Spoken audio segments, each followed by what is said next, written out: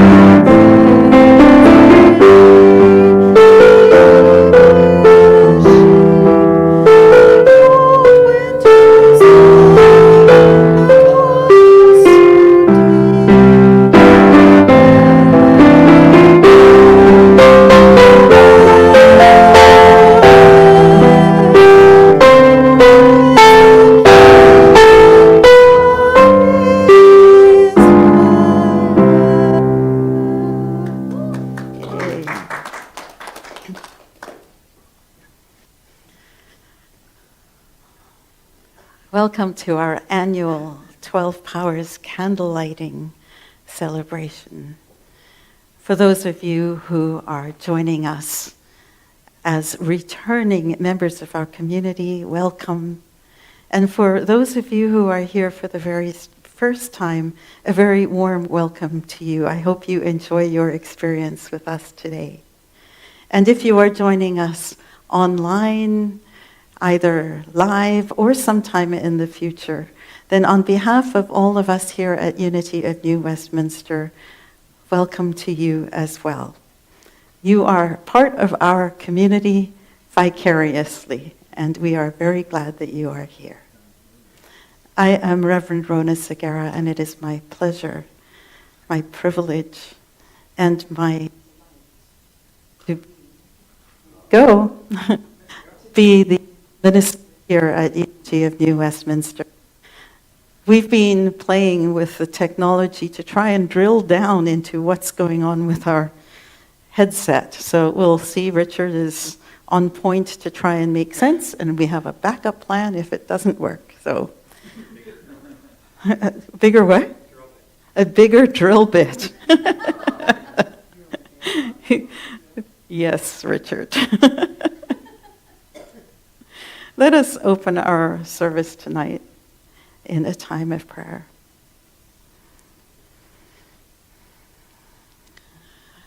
As we join together in community tonight, we give thanks and acknowledge that we are on the ancestral and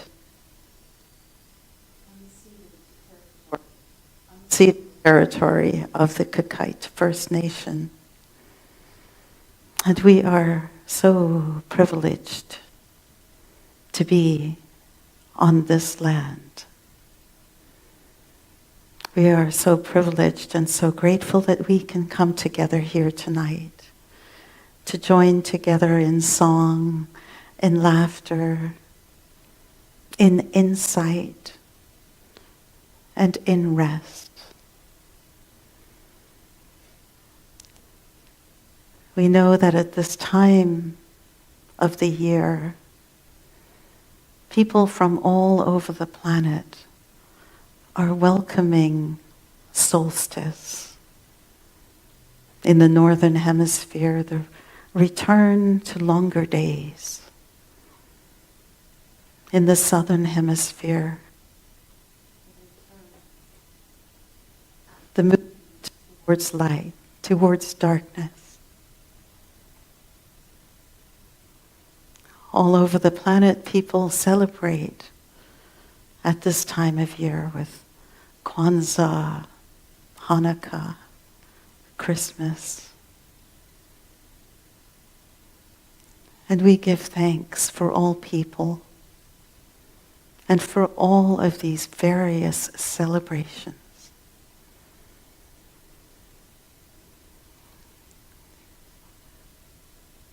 We lean into the idea that there is only one power, that there is only one presence, that there is only one divine creative energy, that energy which is understood by many names and worshipped. So we give thanks. And we extend a blessing for love, for peace, for connection and community, for healing, and for contentment to every person on this planet. We see beneath the labels to the humanity which we all share. We are one. And we bless all. And for this power, for this intention, we are so grateful. And so it is. Amen.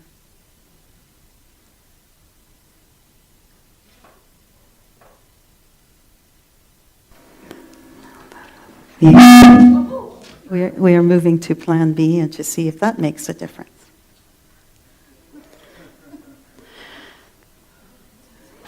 As you know, the Unity movement offers ideas for full and abundant living.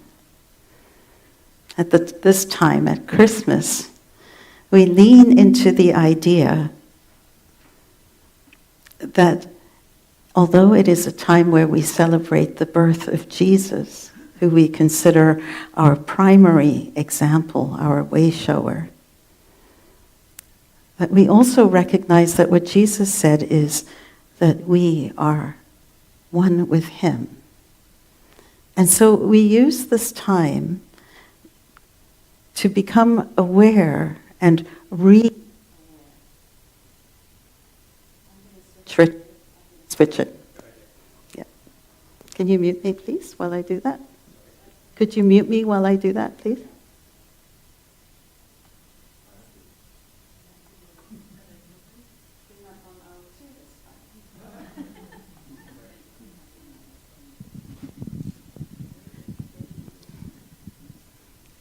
test this one. There you go. So much better.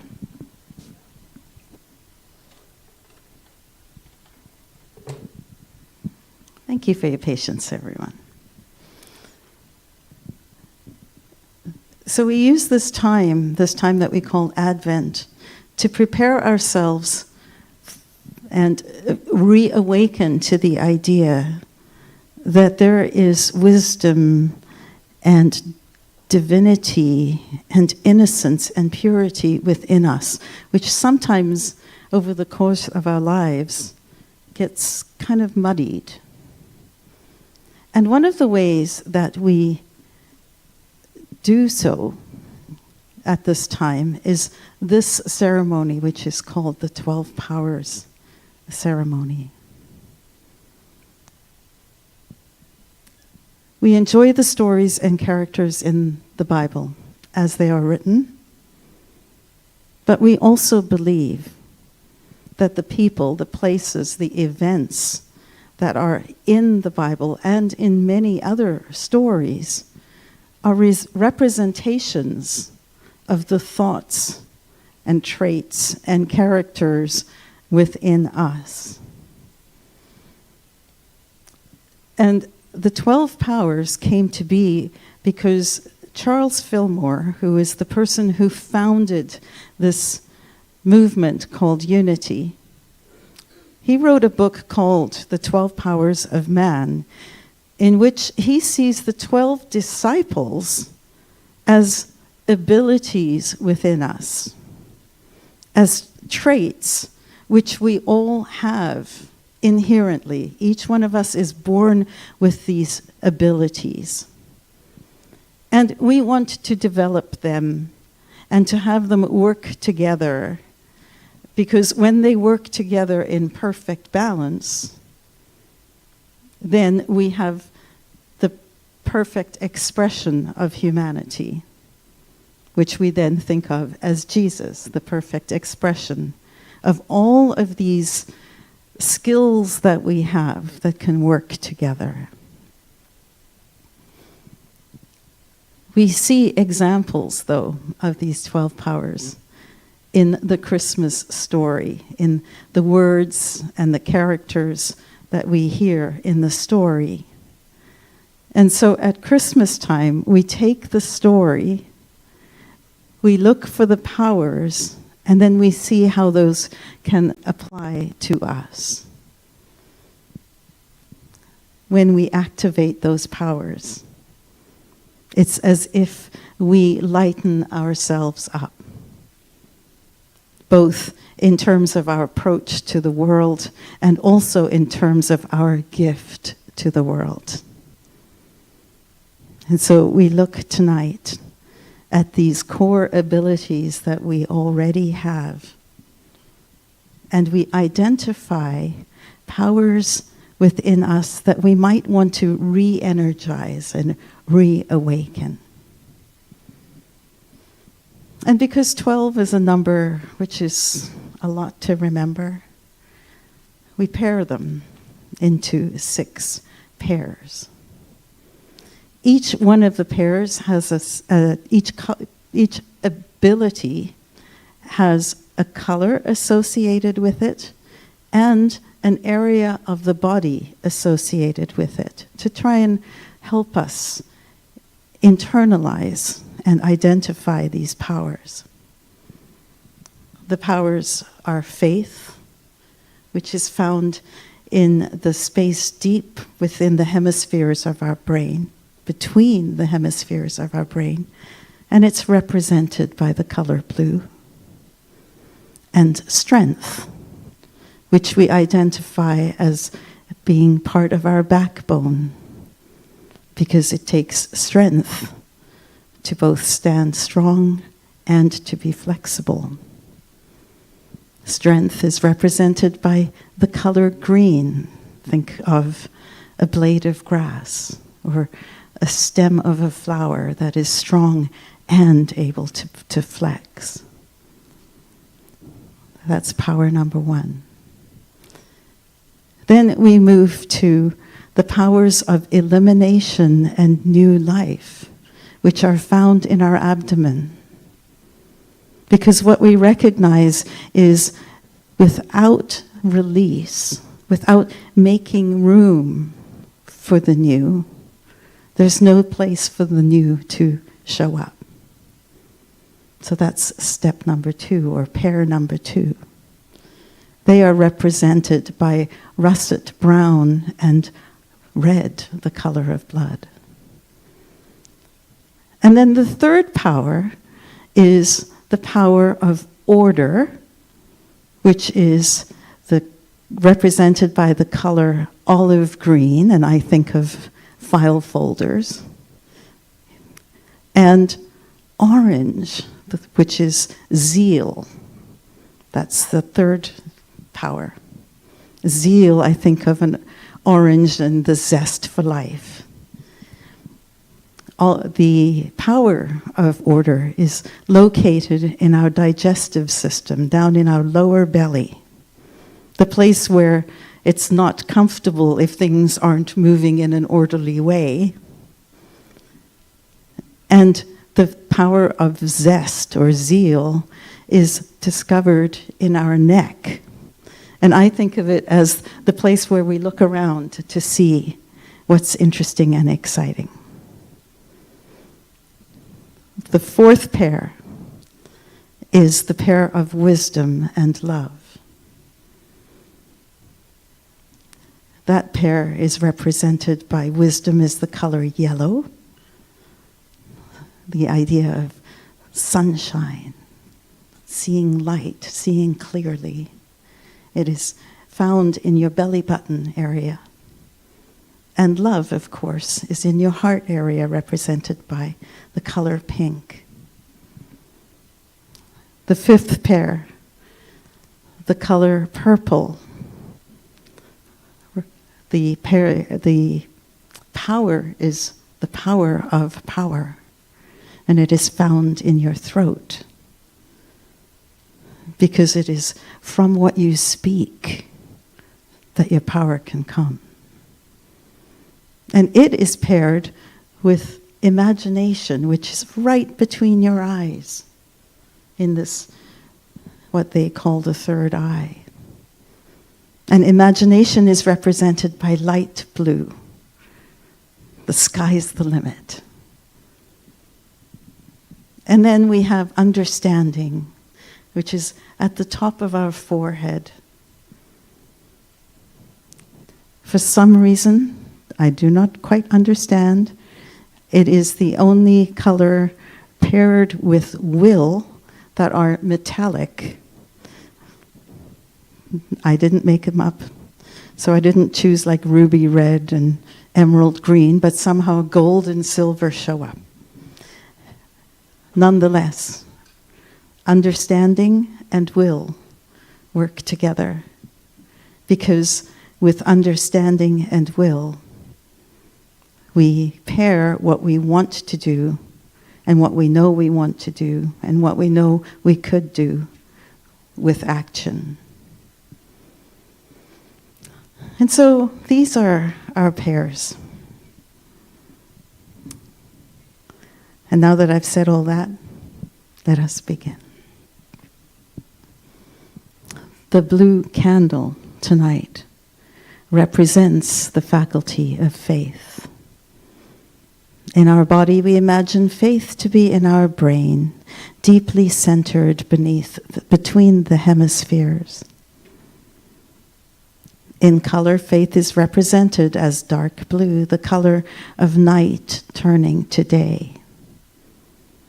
And in the Christmas story, Mary represents faith. Mary holds a very special place in our hearts because she is the very activity of faith. The angel Gabriel, a divine visitor, knocks on the door of Mary's heart and asks her to do the impossible.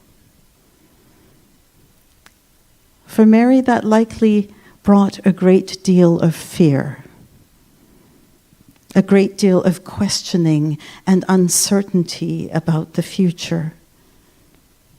Yet the moment that Mary stepped forward in faith into this unknown future, she created a space within herself for infinite possibility and perfection to be born.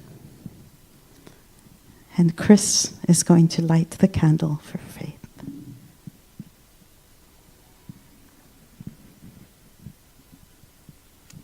Good evening, everyone. I'm Chris.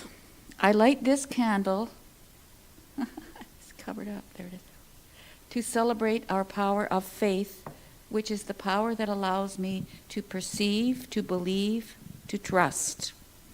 In times of uncertainty, I awaken my faith, knowing that in times of uncertainty, I have nothing to fear. When I step forward in faith, I create a space for new possibilities to be born. So let's say together, we light this, oh, am I going to say it through here? Sorry. Oops, I went too far, sorry. We light this, There you go. we light this candle to acknowledge our power of faith.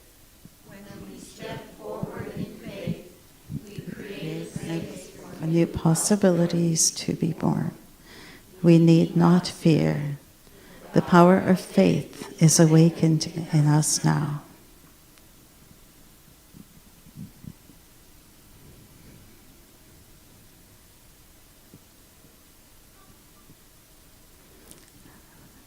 The light green candle represents strength.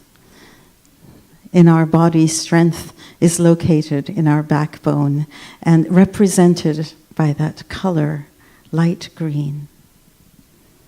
Similar to the light green of a young plant, strength allows us to be both flexible and steadfast. In the Christmas story, we see strength embodied in many of the characters, but most especially in Joseph. Joseph and Mary were engaged to be married, but they weren't married yet. Imagine Joseph's surprise then when Mary announced that she was expecting a baby. In those days, it would have been accepted and even expected for Joseph to end the engagement. But rather than break off their relationship, Joseph remained strong. And he chose to stand by Mary. He represents strength. Joseph is that stabilizing influence within us that reminds us that we have the strength to persevere and the strength to adapt in the face of expectation. When the path is not what we expected it to be, Joseph represents the strength that we have within us to both stand strong and adapt. And Cliff is going to read.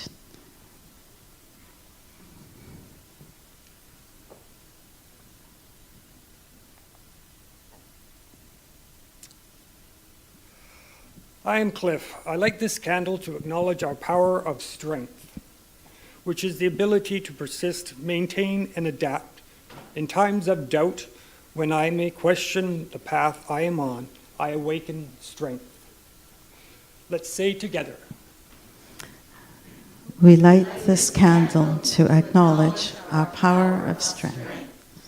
We use strength to endure, to stay the course, and to persist as we grow in awareness that we are holy. The power of strength is awakened in us now.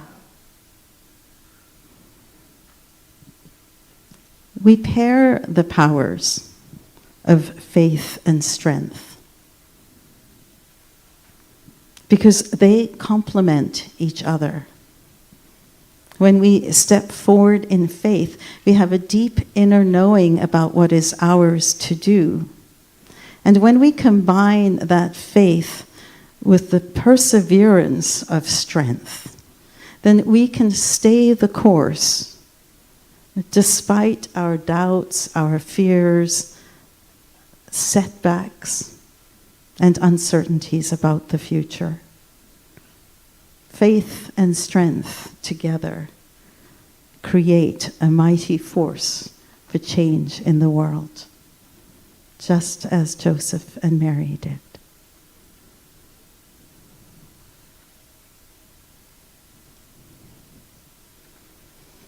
The brown candle represents the faculty of release. In our body, we locate the faculty in our intestine, in our abdomen. In color, we represent release with the color brown, the color of stagnation. And in the Christmas story, the inn and the stable represent our ability to release.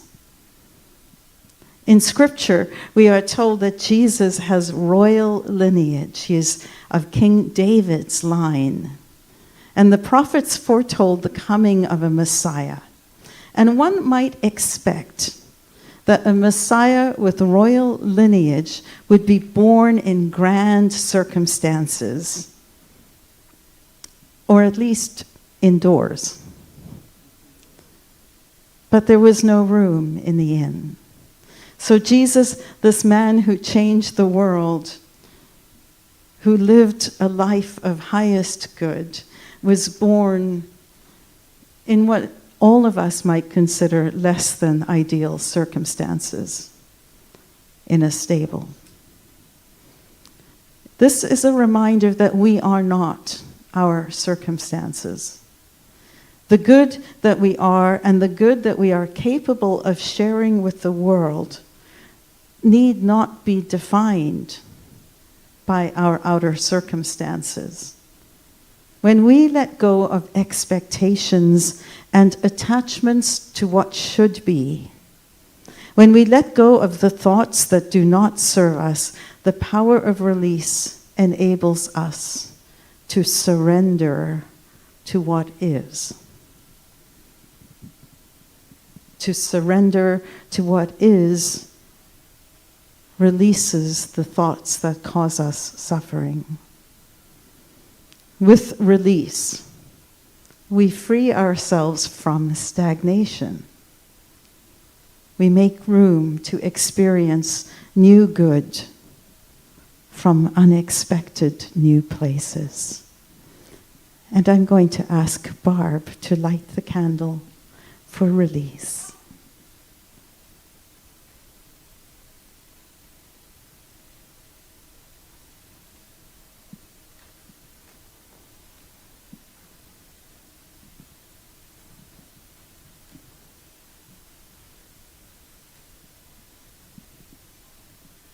I'm Barb. I light this candle to acknowledge release, which is our power to surrender and let go of thoughts, feelings, experiences, and expectations that are not for our highest good.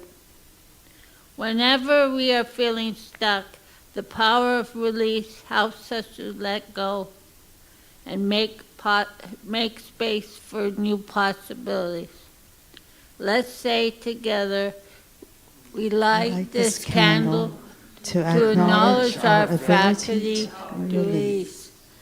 We use release to let go of beliefs, thoughts, and feelings that no longer serve us. The power of release is awakened in us now.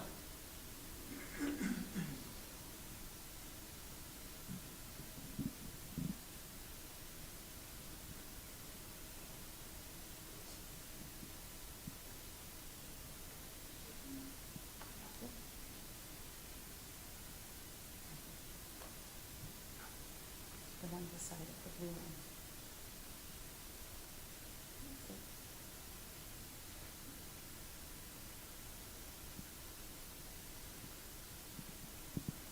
Thanks, Barb.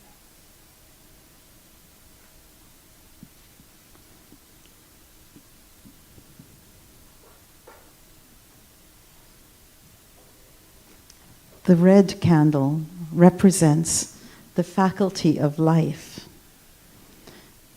In the Christmas story, life is represented by the baby. Even the most hardened and grumpy people soften and smile at a baby. Babies represent hope for a new tomorrow. They represent unlimited potential. They represent life itself. Babies, by their nature, add light and joy and vibrancy to the world. We nurture them, we support them, we celebrate their growth and their natural enjoyment of life.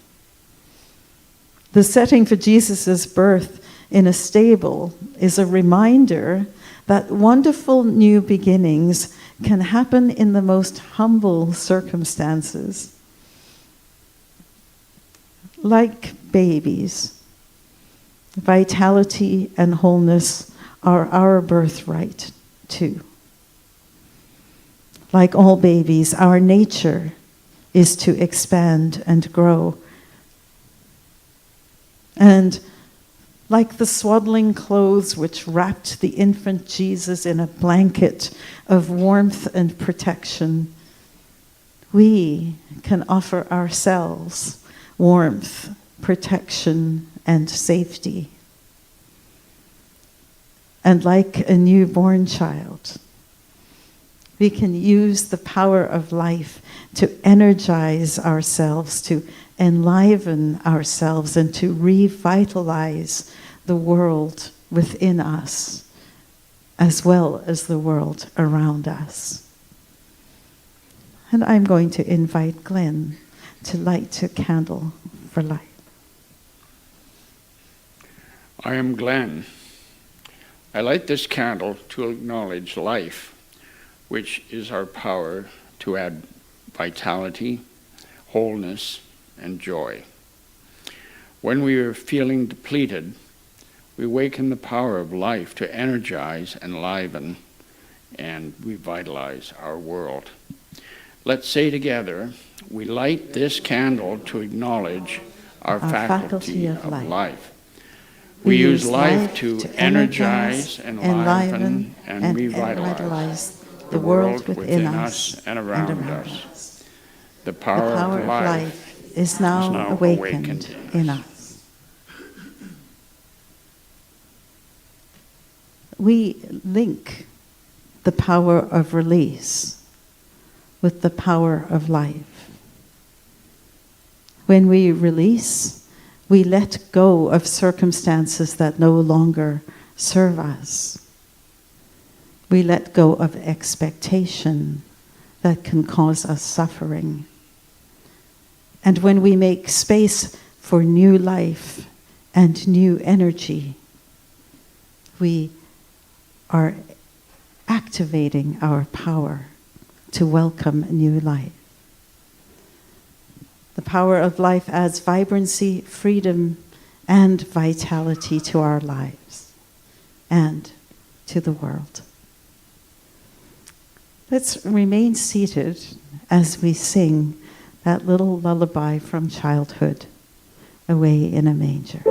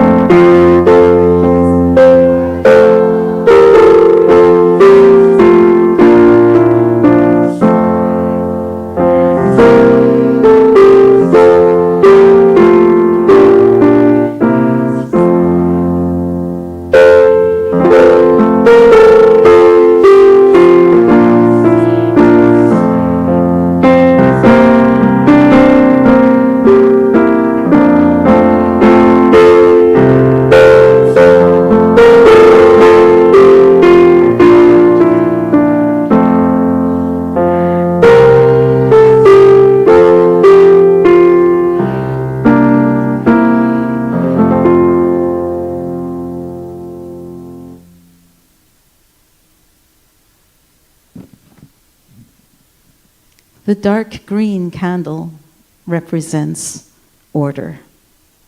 In our bodies, we place order in our lower belly. And in color, it is represented by dark green or olive green, the color of a file folder, as I mentioned. In the Christmas story, our faculty of order is represented by the road to Bethlehem.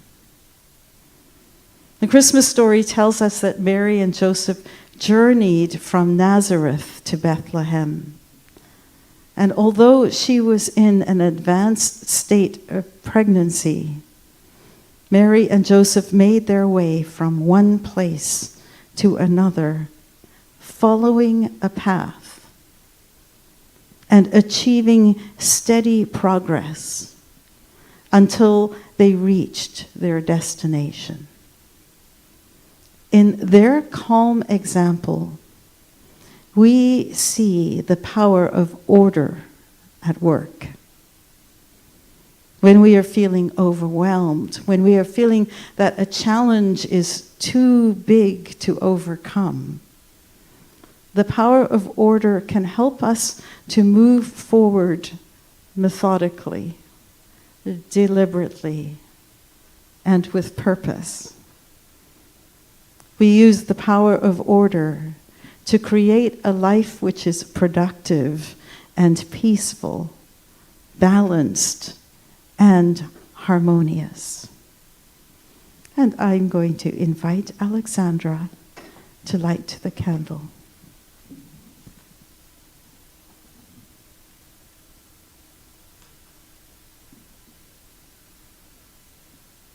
I light this candle to acknowledge our faculty of order, which is our power to organize.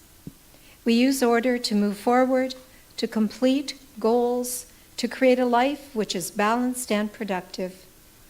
We light this candle to acknowledge our faculty of order. And I invite you to say with me these words.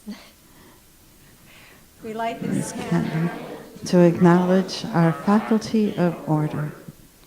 We use order to create a life which is balanced, harmonious, productive, and peaceful. The power of order is awakened in us now. Thank you.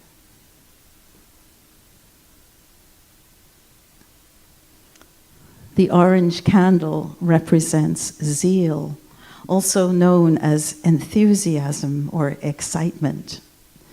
In our body, we picture zeal between our shoulder blades, and in color, we represent zeal with the color orange, like the fruit, that which brings juice and zest to life. In the Christmas story, zeal is represented by the heavenly hosts, the angels. The prophet Isaiah wrote that at the birth of the child who would become the Prince of Peace, heavenly hosts would express the zeal of the Lord. In the Gospel of Luke, the heavenly hosts ring out the song of Jesus' birth with the words, and suddenly there was with the angel a multitude of the heavenly hosts, praising God and saying, "Glory to God." This awe-inspiring image represents the universal force of passion and excitement which urges us to grow and enthusiastically move forward in life. We use the power of zeal to energize, to inspire, to bring passion and excitement to our world. When we are bored, it is the power of zeal which will help us to become motivated and excited about new passions and new discoveries. And I'm going to invite Cliff to light the candle for zeal. Oh, I apologize. Of course it's Richard. because we were teasing each other about zeal and veal. He wanted to light the candle for veal. Can I go now? Yes, Richard.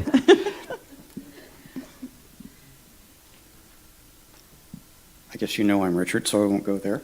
I light this candle to celebrate zeal, which is our power to add passion and excitement to life. We use zeal to energize and positively inspire ourselves and others, and to bring enthusiasm everywhere we go. Let's say together, we light this candle to acknowledge our power of zeal. We use zeal to energize and positively inspire others and ourselves, and to bring enthusiasm and passion everywhere we go. Zeal is awakened in us now. Candle. Oh, candle. Can't leave yet, Richard.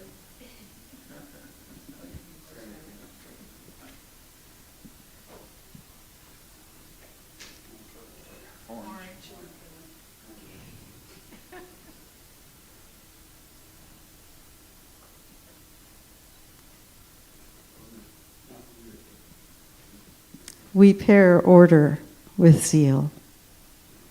We use order to move forward with attention and intention. And we use zeal to discover our passion for life. Without order, zeal can be hectic, frenzied, and out of control.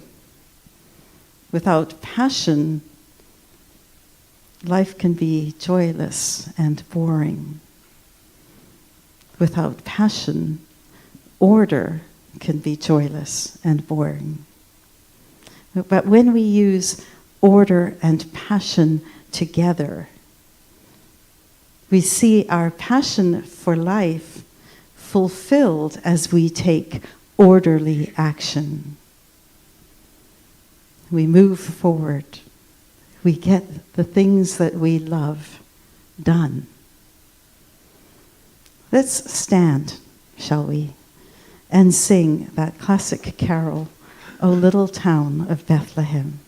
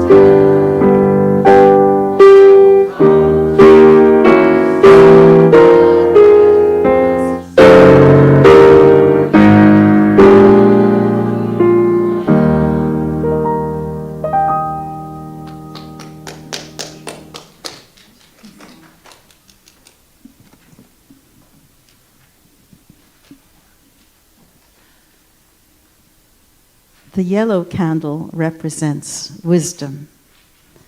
In the body, we represent wisdom in our stomach. And in color, we think of it as yellow, the color of warm light. And in the Christmas story, the wise men embody wisdom. Herod the king wanted to find Jesus. And he told the wise men to return to him after they had found the child, so that he would know where Jesus was. But the wise men had a vision that they should leave the country by another road instead of returning to Herod. And they chose to act on that vision at great risk to their own well-being. The wise men, also known as the Magi, represent our capacity to seek inner guidance and answers, and to use that insight to make wise decisions about the actions to take. Wisdom leads us to follow our inner discernment. When we engage that power of wisdom within us, we respond to the still, small voice that offers insight about our thoughts and our actions. We follow our inner wisdom, even when it seems that doing so will defy the expectation of others. And I'm going to invite one of our very wise members to come and light the candle for wisdom, Gladys.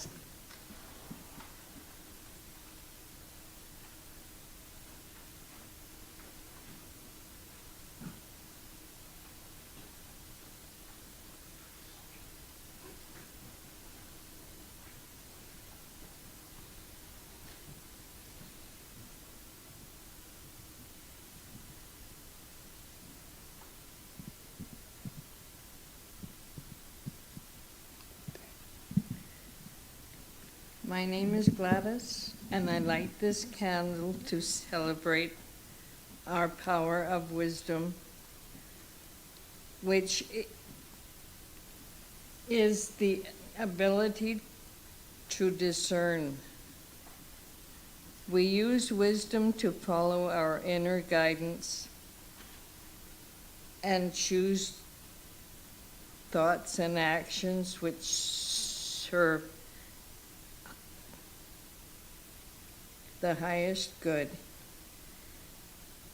And we will say together, We light this candle to acknowledge our faculty of wisdom. We use wisdom to follow our inner guidance and discern the right action to take. Wisdom is awakened in us now.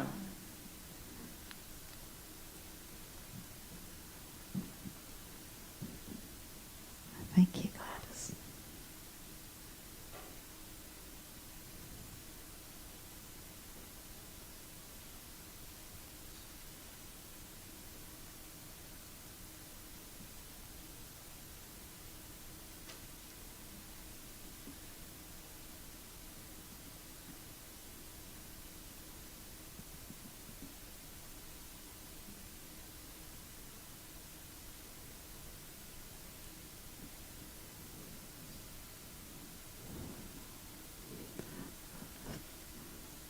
The pink candle represents love.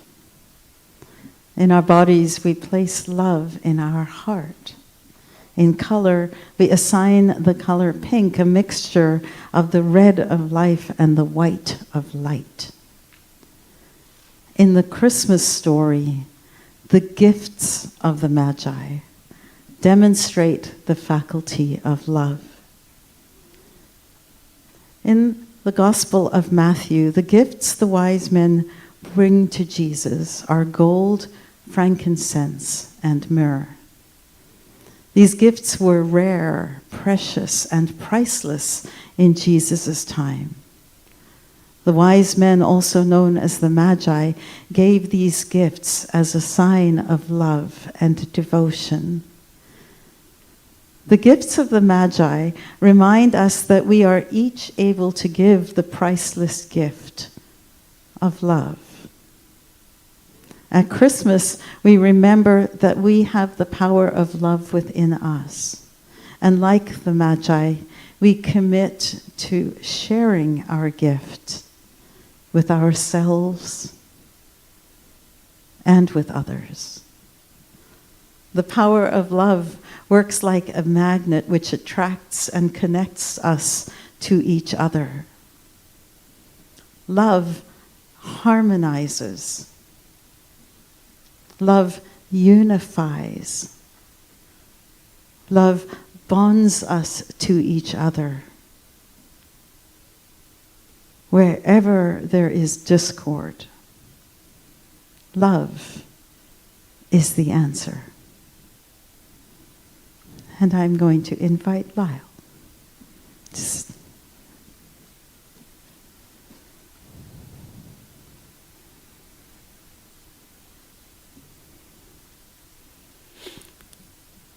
My name is Lyle.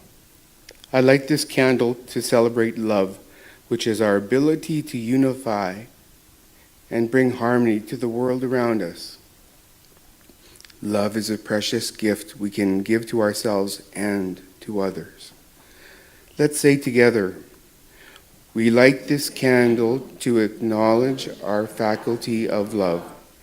Love is a gift we can give to ourselves and to others to honor the holiness of humanity. Love is awakened in us now.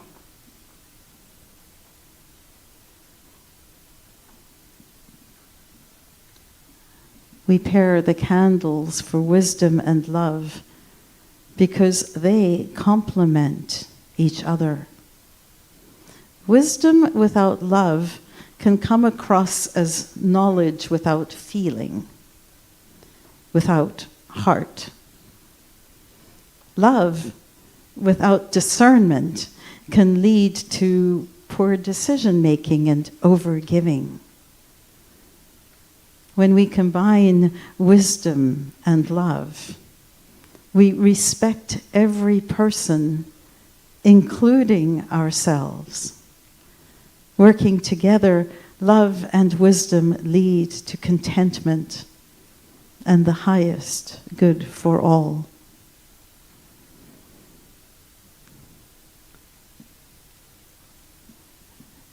And I often read this story to you. It was read to me when I was a child by my dad.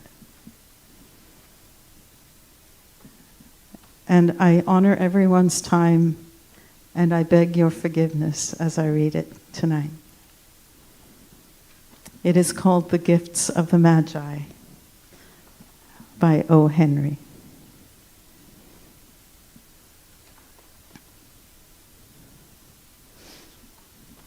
$1.87. That was all.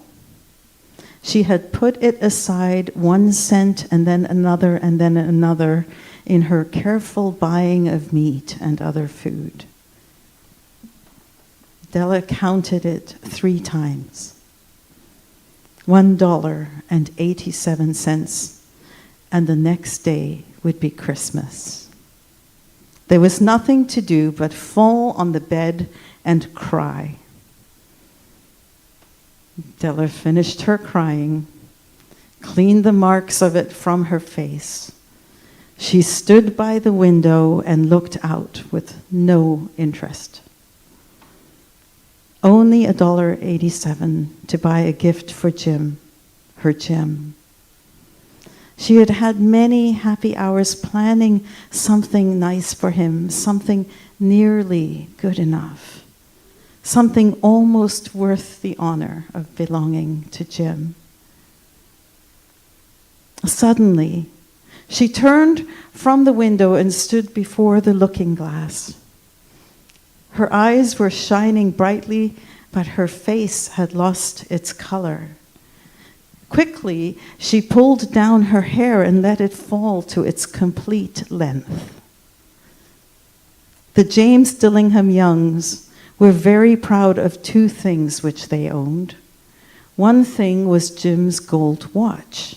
It had once belonged to his father, and long ago it had belonged to his father's father. The other thing was Della's hair. Della's beautiful hair fell about her, shining like a falling stream of brown water. It reached below her knee. It almost made itself into a dress for her. And then she put it up on her head again, nervously and quickly. She put on her old brown coat. She put on her old brown hat. And with the bright light still in her eyes, she moved quickly out the door and down the street. Where she stopped, the sign said, Mrs. Sofroni, hair articles of all kinds. Up to the second floor, Della ran and stopped to get her breath. Mrs. Sofroni, large, too white, cold-eyed, looked at her. Will you buy my hair? Asked Della. I buy hair, says Mrs. Sofroni. Take your hat off and let me look at it. Down fell the brown waterfall. $20, said Mrs. Sofroni, lifting the hair to feel its weight. Give it to me quick, said Della. Oh. And the next 2 hours seemed to fly by. She was going from one shop to another to find a gift for Jim, and she found it at last. It surely had been made for him and no one else. There was no other like it in any of the shops, and she had looked in every shop in the city. It was a gold watch chain, very simply made. Its value was in its rich and pure material. Because it was so plain and simple, you knew that it was very valuable. All good things are like this. It was good enough for the watch. As soon as she saw it, she knew that Jim must have it. It was like him. Quietness and value. Jim and the chain both had quietness and value. She paid $21 for it, and she hurried home with her chain and 87 cents. With that chain on his watch, Jim could look at his watch and learn the time anywhere he might be. Though the watch was so fine, it had never had a fine chain. He sometimes took it out and looked at it only when no one could see him do it. When Della arrived home, her mind quieted a little. She began to think more reasonably. She started to try to cover the sad marks of what she had done.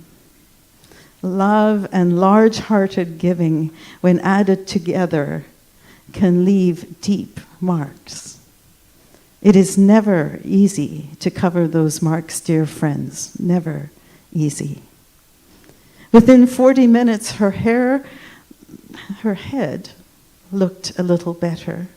With her short hair, she looked wonderfully like a schoolboy. She stood at the looking glass for a long time. If Jim doesn't kill me, she said to herself, before he looks at me a second time, he'll say I look like a girl who sings and dances for money. But what could I do? What could I do with $1.87? At 7, Jim's dinner was ready for him. Jim was never late. Della held the watch chain in her hand and sat near the door where he always entered. Then she heard his step in the hall, and her face lost color for a moment. She often said little prayers quietly about simple, everyday living, and now she said, "Please, God, make him think I'm still pretty."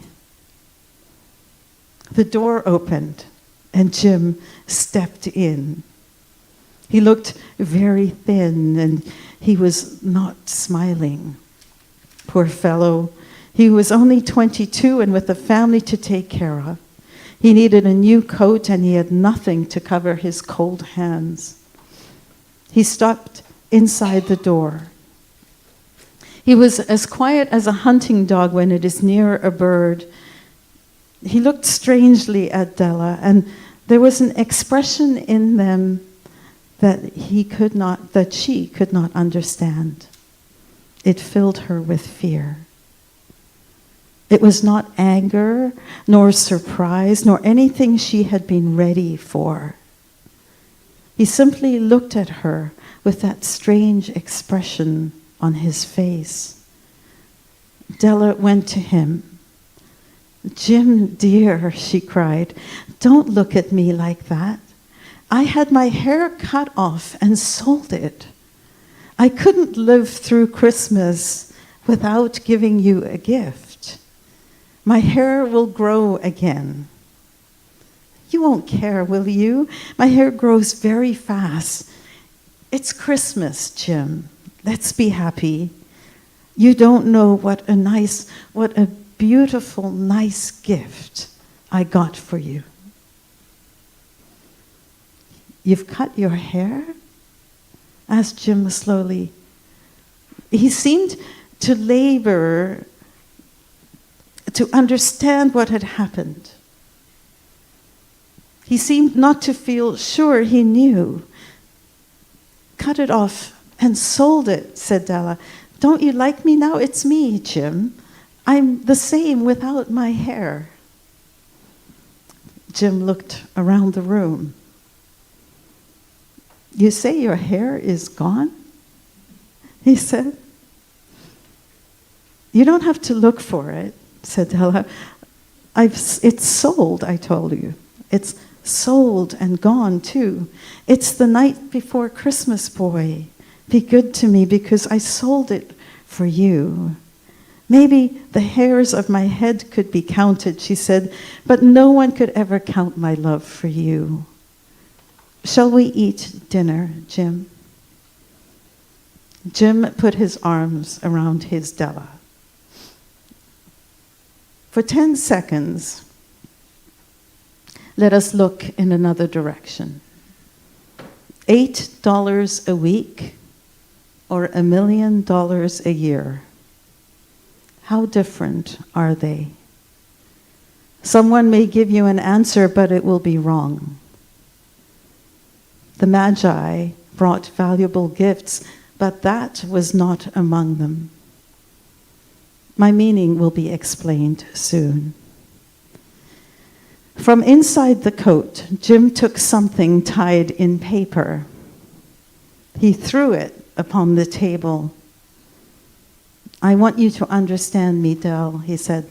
Nothing like a haircut could make me love you any less. But if you'll open that, you may know what I felt when I came in. White fingers pulled off the paper, and then a cry of joy, and then a change to tears. For there lay the combs that Della had seen in a shop window and loved for a long time. Beautiful combs with jewels, perfect for her beautiful hair. She had known they would cost too much for her to buy them. She had looked at them without the least hope of ever owning them, and now they were hers. But her hair was gone. But she held on to them, to her heart, and at last was able to look up and say, my hair grows so fast, Jim.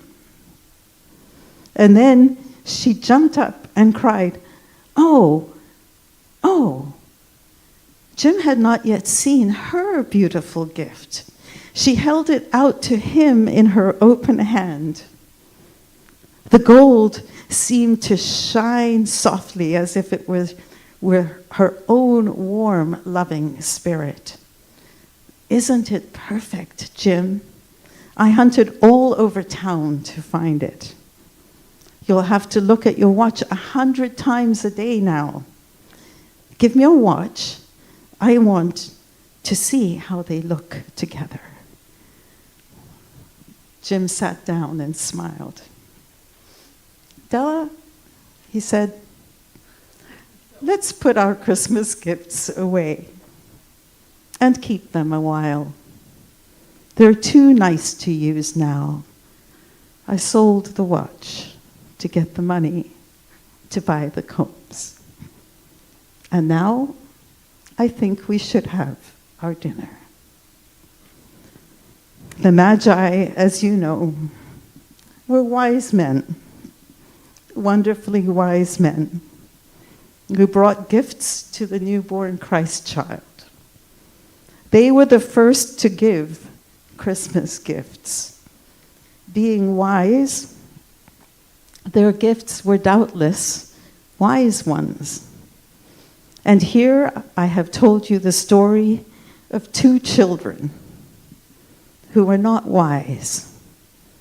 Each sold the most valuable thing he owned in order to buy a gift for the other. But let me speak a last word to the wise of these days. Of all who give gifts, these two were the most wise.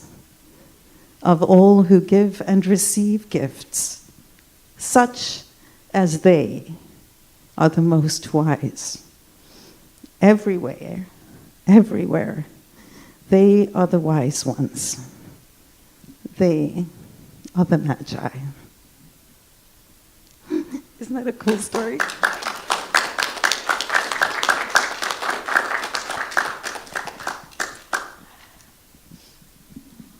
And now for something completely different. That story was part of my family tradition growing up. And it always reminds me of my dad, whose birthday is tomorrow, if he were here to share it with us. So there's lots of emotion with that.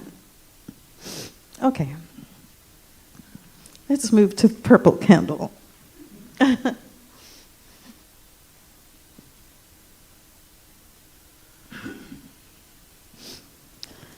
The purple candle represents the power within us. In our body, power is represented in our throat, from where our words emerge. Power is represented with this color purple, which is traditionally reserved for royalty. And in the Christmas story, power is represented by the town of Bethlehem. In Hebrew, Bethlehem literally translates as house of bread. It was in the house of bread that Jesus was born. Bread has the power to give life, to nourish. Like bread, our words have the power to give life to what we think, what we feel, what we believe. We have the power to transform our life experiences and the world around us with the power of our word. We choose to use our faculty of power wisely, to feed ourselves with thoughts and feelings and words and actions which are in the direction of good. We remember that we have the ability to respond to life's experiences. on our road to Bethlehem. And Chris, I'm going to ask you to light the candle for power.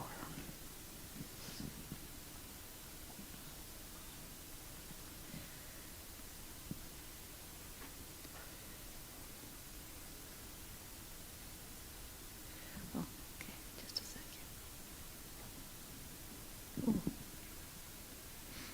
I love that story so much. Okay. I light this candle to celebrate power, which is our ability to give life to our world with our words and intentions.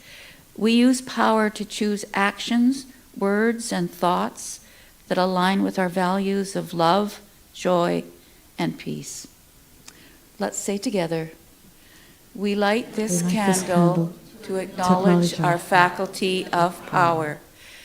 We use power to give life to words and actions that create more good in our world. Power is awakened in us now.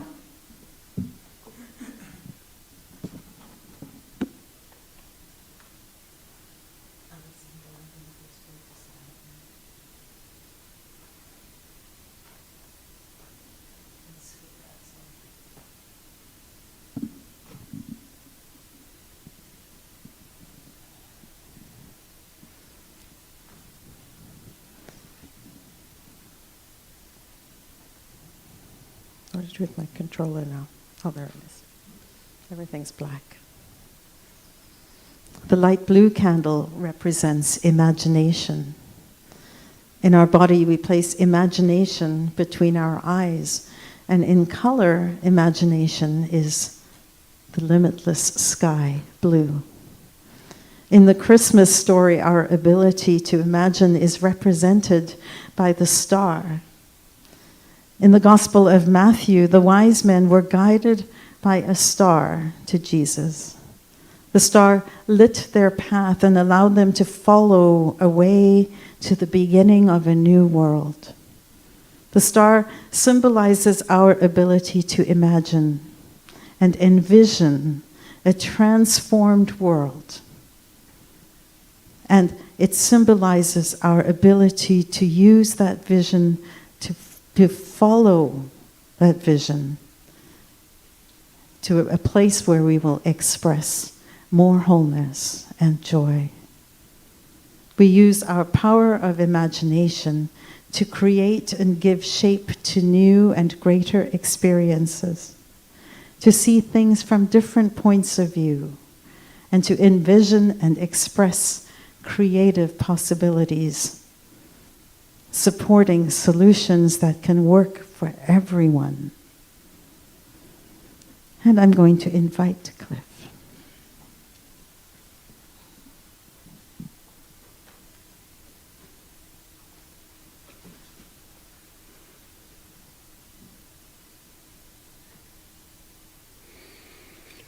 I light this candle to celebrate imagination, which is the ability to see different possibilities and points of view. When we are challenged, we use imagination to create healthy, prosperous, peaceful, and joyous experiences. Let's say together, we light this candle to acknowledge our faculty of imagination. We use imagination to create healthy, prosperous, peaceful, and joyous experiences. The light of imagination is awakened in us now.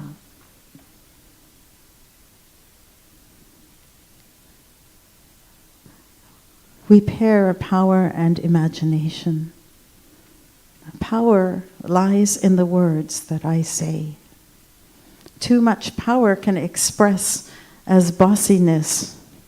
Too little power can express as a reluctance to speak up. Imagination allows us to see other possibilities for challenges that seem daunting. So when we pair imagination and power, we can speak with words that inspire. We approach life with creativity and we speak with compassion to create a world that works for all. And we've come now to our last two powers. And the group says, Amen. The gold candle represents understanding. In our body, we place understanding at the top of our forehead, and in color, we represent it as the color gold. In the Christmas story, our faculty of understanding is represented by shepherds. In the Gospel of Luke, we are told that the shepherds are tending to their sheep when the angels appear. They are doing what they have done for generations, watching over what is precious and necessary for their life. Yet they understood that something important had happened. When the heavenly hosts told them of the newborn baby, the shepherds were open to seeing things differently, to know the world in a more profound way.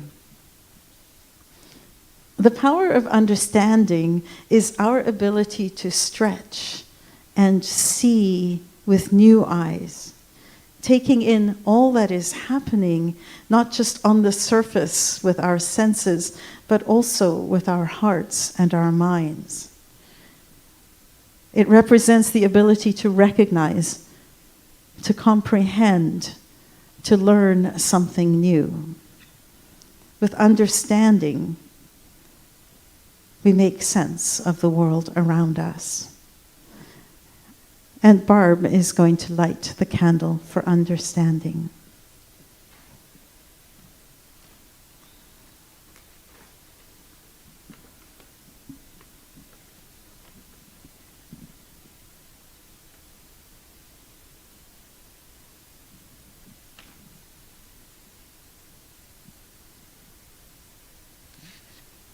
I light this candle to celebrate understanding, which is our ability to comprehend, to make sense of ideas, to reflect on our own experiences, and to make room for the points of view of others. We say together, we light this candle to acknowledge our faculty of understanding. We use understanding to make sense of our own experiences and to make room for the points of view of others. Understanding is awakened in us now. Others.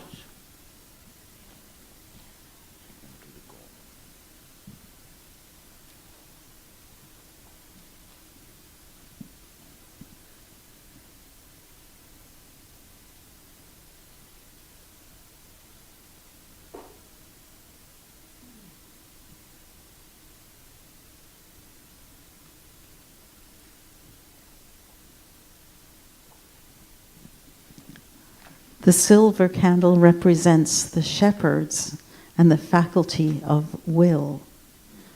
In our body, we place will at the top of our head, at our crown.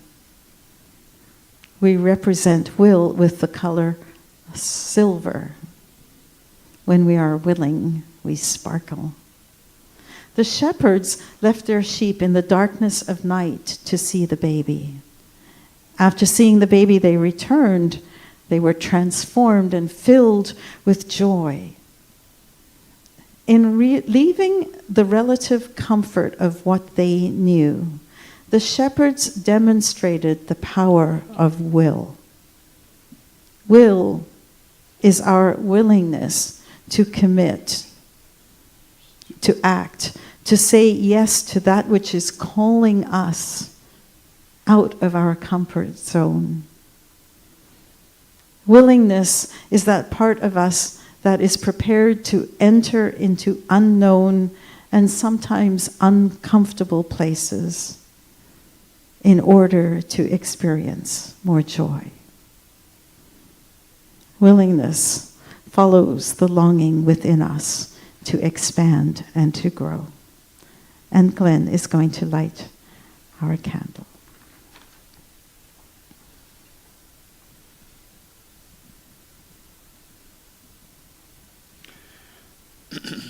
I light this candle to celebrate will, which is our ability to choose, to take action, and to stick with it.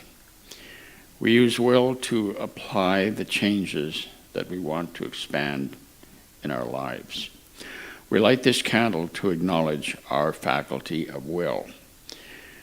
We use will to choose the wisest response from many choices faced in any situation.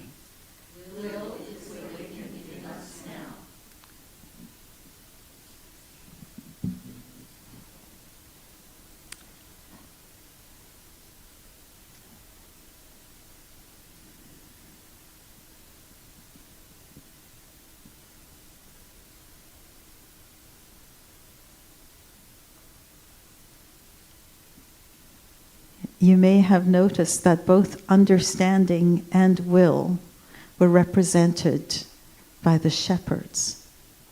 Understanding and will work together. Understanding without will is knowledge without action. Will without understanding can come across as force and bullheadedness. But when we pair understanding and will, we act on the knowledge that we have learned. When they work together, our lives and the lives of the people around us are completely transformed.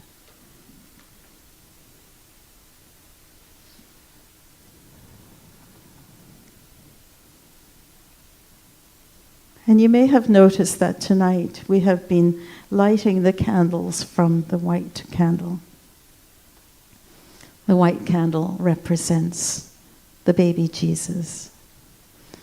Did you know that when all the colors of the rainbow are added together, the resulting color is white? We call that candle, that white candle, the Christ candle. And it represents the perfect application of all that we have spoken about tonight. What Jesus lived and demonstrated is the perfect balance of these 12 powers. He was what we think of when we say the example of Christ consciousness. Christ meaning anointed. He lived in an awareness that he was anointed of God. And at Christmas and every day, we are called to birth that Christ consciousness, that awareness of our purity in ourselves. Jesus said, "I am the light of the world." But we don't remember that he also said, "You are the light of the world." He encouraged us to learn from him and to follow his example. That baby, that white light, represents perfection. Each one of us was once that perfect baby, filled with potential and unconditional love. And our goal at Christmas time and every other day is to remember that we are still that perfection. When we apply our innate abilities in perfect proportion, we allow the light within us to shine. We add peace and love and joy all around us, and we light up the world. I am the light of the world. You are the light of the world. Would you close your eyes with me for just a few moments? And I'm going to invite you in a few moments to come up and light a candle and place it in the salt bath. That candle will represent a power or powers within you that you would like to reignite and reawaken. Perhaps it is the power of faith. Perhaps it is the idea of strength, release, life, wisdom, order. Perhaps you want to reawaken your connection to the wisdom within you.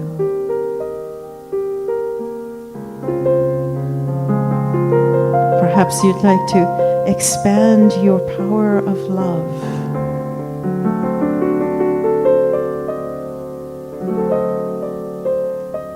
Or the power of power, your ability to speak and create. Perhaps it will be imagination, the idea of seeing different possibilities. Or understanding or will, where you know something or are willing to see deeper.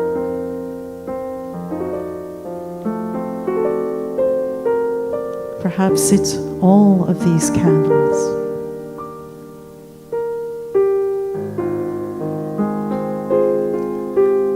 In a few moments we dim the lights, and I invite you one by one to bring your candles and light them from the candle power that represents what you want to awaken.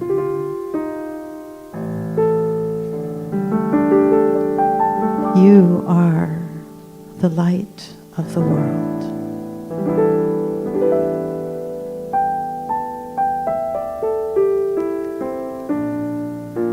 Let us begin on this night where the light becomes bigger every day.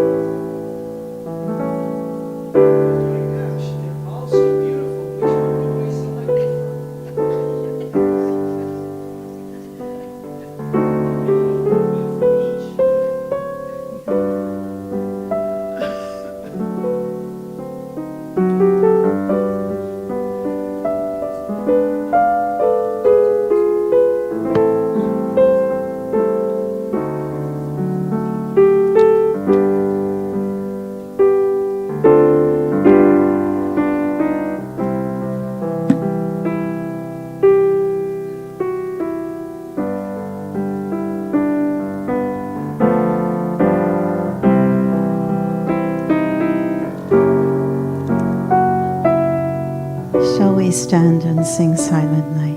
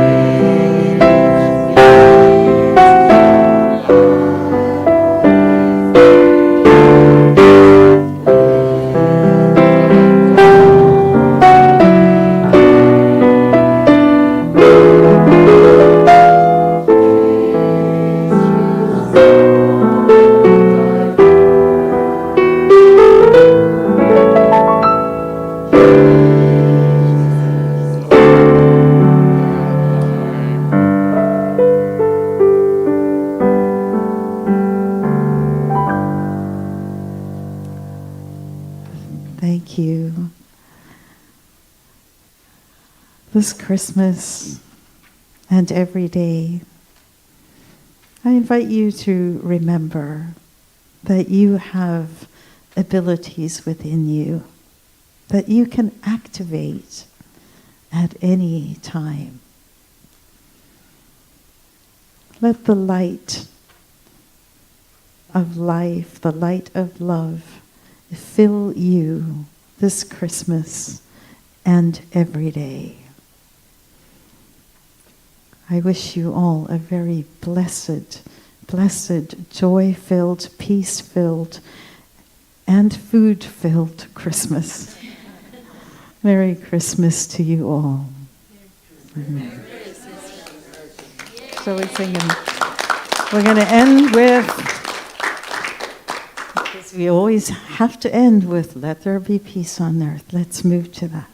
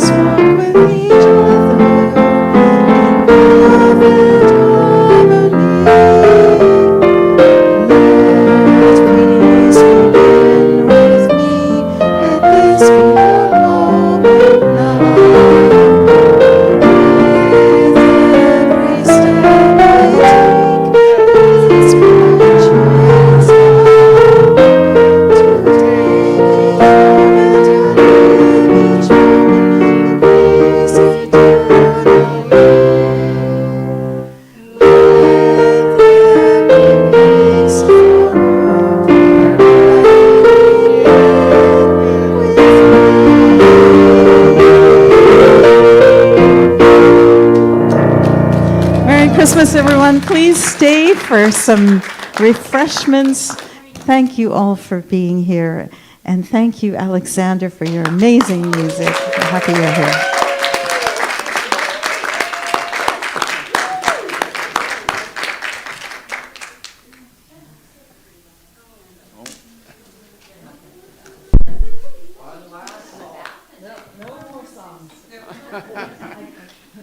If you guys want to sing more songs, we can sing downstairs.